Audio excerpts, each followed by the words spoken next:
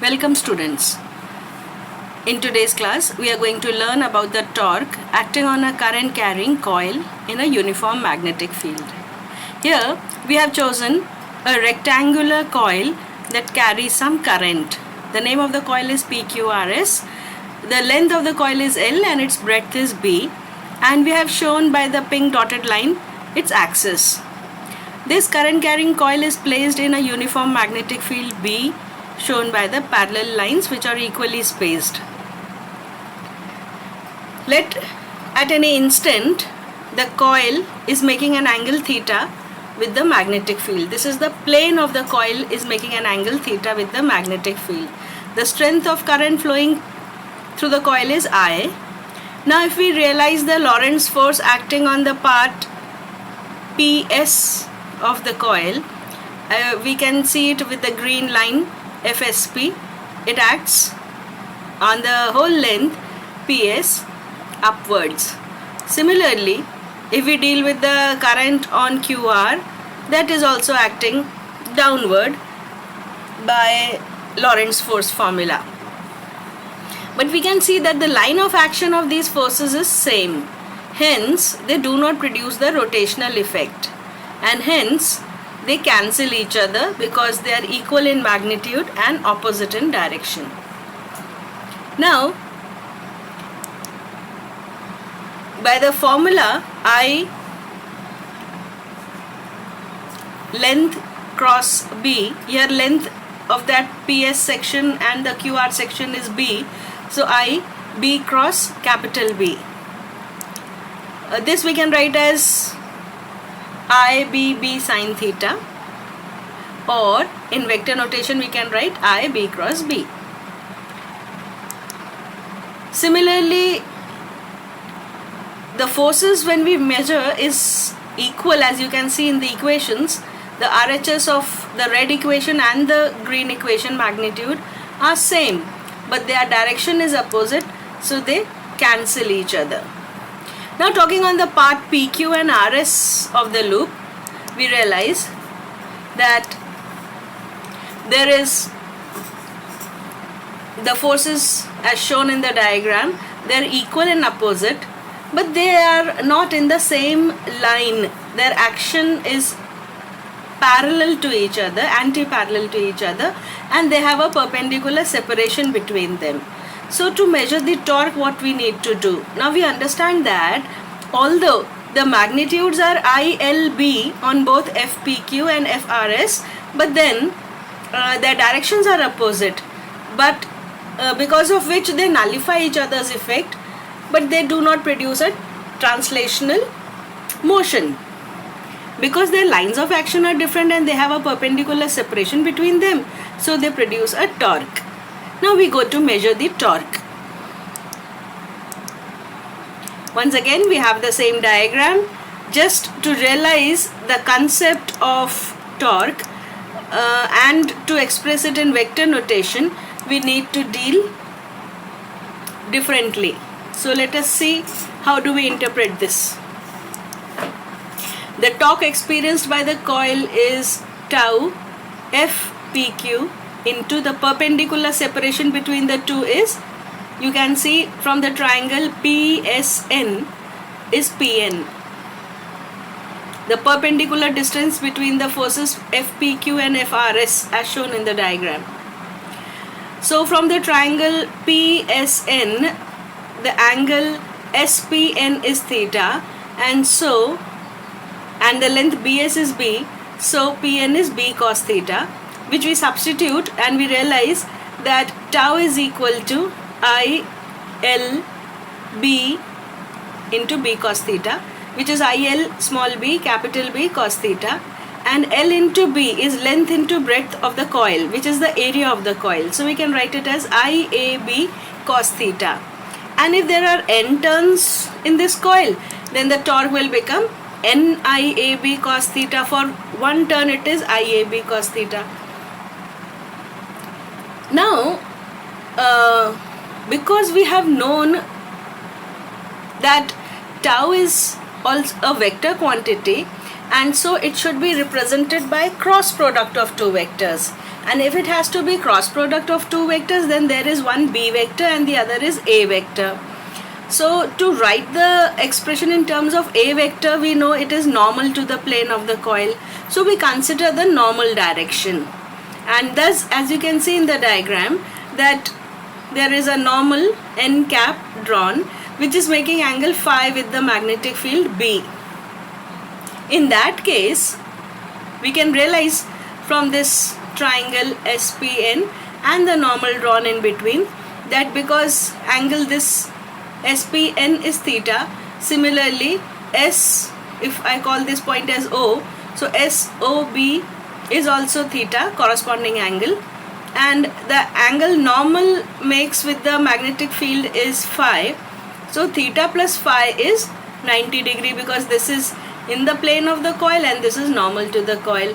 So the angle, total angle will be 90 degree. Thus we realize that theta plus phi is 90 degree or theta is 90 minus phi. So we replace this value of theta in this equation to find the torque, and we get tau is equal to IAB cos 90 minus phi. And cos 90 minus theta is sin theta, so we get sin phi, and for n turns it becomes NIAB. So we should be very careful when we are using this formula, because either we can represent it in terms of cos theta or in terms of sin phi. It depends upon which angle we are considering, either with the plane or the normal to the plane of the coil.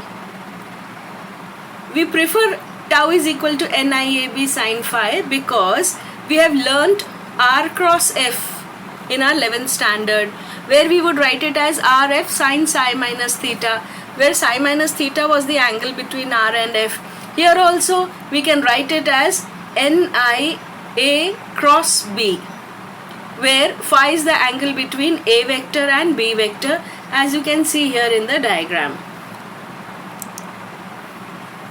So in vector notation, how do we express it is Ni A cross B, or tau is equal to N M cross B, because Ia is dipole moment for one loop and there are n loops, so n into dipole moment into magnetic field, this is M cross B. So either we write Ni A cross B or we write tau is equal to N M cross B. Both are the same equations. And then we have to realize some points. The first one says the coil will rotate in the anti-clockwise direction from top view according to the figure about the axis of the coil shown by the dotted line. जिस direction में अभी इसमें हमने current दिखाई है उसके अनुसार इसे एंटी क्लॉकवाइज डायरेक्शन में रोटेट होना चाहिए. The torque acts in that direction, but the torque is normal to the plane in which A and B are there. So it will be normal to that plane, means it will be in the upward direction as shown in the dotted line by the Maxwell's screw rule. If phi is 0, then the torque is 0. If phi is 19, then the torque is maximum, which is NIAB. And the units of magnetic field is in Tesla, of current is ampere, and dipole moment is ampere meter square, and torque is Newton meter or joules. It can be used for any loop irrespective of its shape. The loop may be circular, it may be of any other shape, and for all cases we can apply this equation for torque. Based on this rotational effect, the torque that acts, we have a device, we call it as moving coil galvanometer or suspended coil galvanometer or D'Arsonval type galvanometer. Here we have a box which has two screws and two magnetic pole pieces, one north and the other south. There is a uniform magnetic field B between the two poles, and this is a very strong magnetic field. Then we have a terminal T on top and TS at the bottom. This is a phosphor bronze wire which is suspended from this terminal. A phosphor bronze wire is a special wire which is inextensible and which has a fixed torsional couple per degree rotation or per degree twist. To this is connected the coil PQRS, which has some number of turns and which is wound over a core. The other free end of the coil is connected with the help of hairspring to the other section.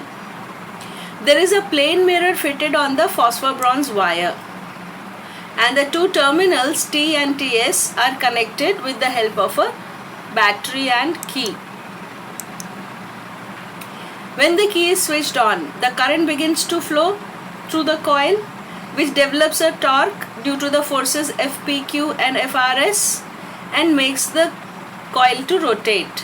When the coil rotates, there is a twist developed in the phosphor bronze wire, and there is a torsion or a torque which is developed in this wire to restore its original state. अपने वापस उसी position में आने के लिए इसके अंदर एक टॉर्क डेवलप हो जाता है एक यूनिट रोटेशन के लिए.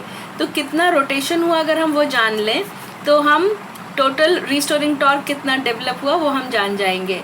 और वो रिस्टोरिंग टॉर्क क्या कर रहा है, इसको वापस लाने की कोशिश कर रहा है. The deflecting torque that is applied due to the passage of current through the coil that tries to deflect it from its original position. So when it is deflected, the torsional couple goes on increasing. A state is reached when both the torques become equal. The deflecting torque as well as the restoring torque both become equal, and thus the rotation of the coil stops. At this point we read the value on the galvanometer scale. The torque that we apply by passing current is NIAB sin phi. We have learned in the previous topic. And the restoring torque that is developed in the phosphor bronze wire is tau equal to K alpha, where K is the restoring torque per angular twist and alpha is the angular twist developed in the wire due to the rotation of the coil. In equilibrium, both are equal, both the torques are equal. So we get I is equal to K upon NAB sin phi alpha. Now this relation is not that very simple. To make it more simpler, we prefer phi to be 90 degree so that the torque is maximum at every orientation. For this to happen, we apply a radial magnetic field. Means we have kept the two pole pieces here which have flat surfaces, and so we have a field like this. But if we make the field to be radial by taking the curved surface of the magnetic pole pieces, these radial fields, they are always normal to the conductor at all orientations. When it rotates at every orientation, the magnetic field is normal. So sin phi becomes sin 90, which gives the value 1. So our equation then reduces to I is equal to K alpha upon NAB, where K is constant for the phosphor bronze wire, number of turns is fixed for a given coil, area of the loop of the coil is known, B is constant by the magnetic pole pieces. So this whole thing is called G. So the equation becomes I equals to G alpha, where G is called the galvanometer constant. Every galvanometer has its own fixed constant. And the plane mirror, how do we measure that value of alpha, how much twist has taken place? For that to understand, we use a lamp and scale arrangement. There is a lamp through which light ray is made to fall on the mirror, and after reflection it reads some value on this meter scale. This value is noted initially when no current is passed. Now when the current is passed through the coil rotates, and so the incident ray remains in the same direction because the mirror rotates, so the reflected ray also rotates, and thus we get the displacement. When we know this displacement, we know this distance, the average distance. So angle is equal to arc upon radius gives this angle. So this is the angle which we read. After reading this angle, we realize alpha, because when the mirror is rotated through alpha, the reflected ray is rotated through 2 alpha. So this angle is 2 alpha. We can calculate 2 alpha, divide by 2, we get alpha, which we can substitute here. In this way we can measure the current through the galvanometer.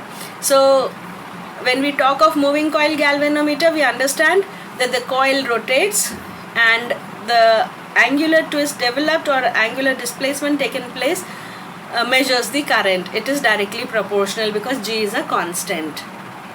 Every device has its sensitivity. So galvanometer also has its sensitivity, which are of two types. The first one is the current sensitivity.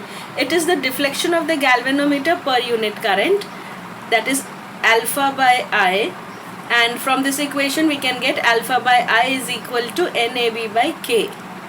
This is called current sensitivity. And the voltage sensitivity, from using Ohm's law, we can therefore get alpha by V. This is the deflection of the galvanometer per unit voltage, which is NAB upon KR, because V is equal to IR. So if we put here IR, so alpha by IR will be NAB by KR. So this is the formula for voltage sensitivity of a galvanometer. So this is all for today. We'll meet in the next video. Thank you.